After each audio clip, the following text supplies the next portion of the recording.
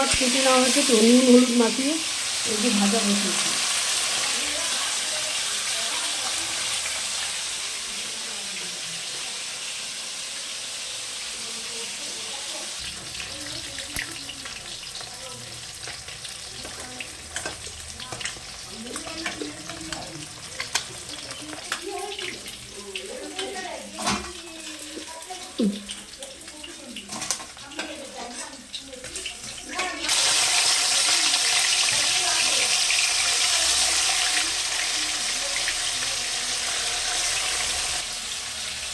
সম্পূর্ণ মাছ সব ভাজা হয়ে গেছে। যে এবার এই তেলের মধ্যে জিরে আর তেজপাতাটা ফোড়ন দেবো।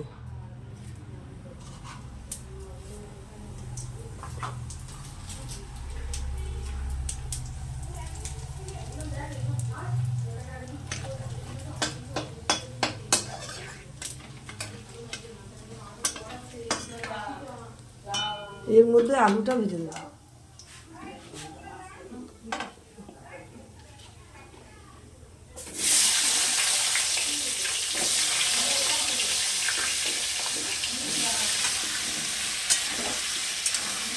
এর মধ্যে 1 চামচ নুন দিয়ে দিচ্ছি,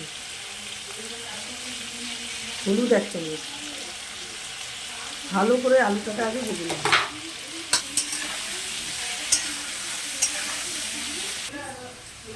আলুটা আমার লাল করে ভাজা হয়ে গেছে। এর মধ্যে আমি এই মশলাটা করে রেখেছি। এর মধ্যে আছে আদা বাটা, জিরে গুঁড়ো, হলুদ গুঁড়ো, লঙ্কা গুঁড়ো আর 1.5 খানা টমেটো। সেটাকে আমি দিয়ে দিচ্ছি। এবার মশলা দিয়ে আলুটাকে আমি ভালো করে কষাবো।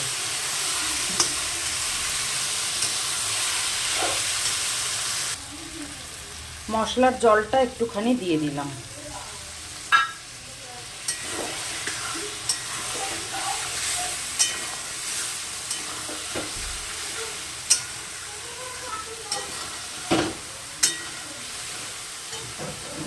মশলাটা আমার ভালো করে কষে গেছে। এর মধ্যে এবার জল দিয়ে দেবো।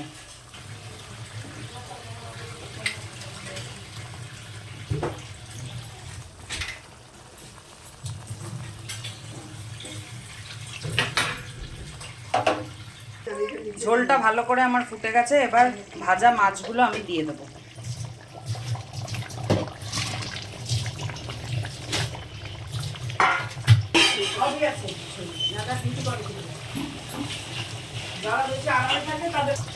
মাছের ঝোলটা আমার হয়ে গেছে। নামানোর আগে একটু ঘি আর গরম মশলা দেব।